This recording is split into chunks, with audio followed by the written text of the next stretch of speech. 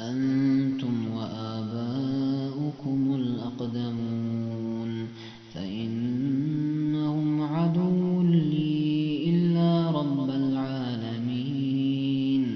الذي خلقني فهو يهدين والذي هو يطعمني ويسقين وإذا مرضت فهو يشفين والذي يميتني ثم يحيين والذي أطمع أن يغفر لي خطيئتي يوم الدين رب هب لي حكما وألحقني بالصالحين واجعل لي لسان صدق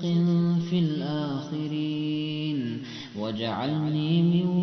ورثة جنة النعيم واغفر لأبي إنه كان من الضالين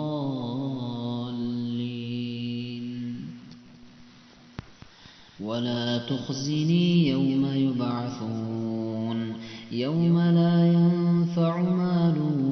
ولا بنون إلا من أتى الله بقلب سليم وأزلفت الجنة للمتقين وبرزت الجحيم للغاوين وقيل لهم أين ما كنتم تعبدون وقيل لهم أين ما كنتم تعبدون من دون الله هل ينصرونكم أو ينتصرون فكبكبوا فيها هم والغاوون وجنود إبليس أجمعون قالوا وهم فيها يختصمون تالله إن كنا لفي ضلال مبين إذ نسويكم برب العالمين وما أضلنا إلا المجرمون فما لنا من شافعين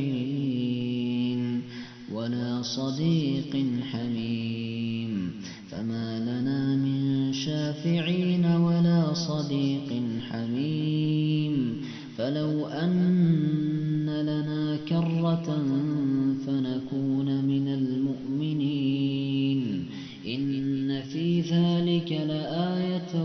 وما كان أكثرهم مؤمنين وإن ربك لهو العزيز الرحيم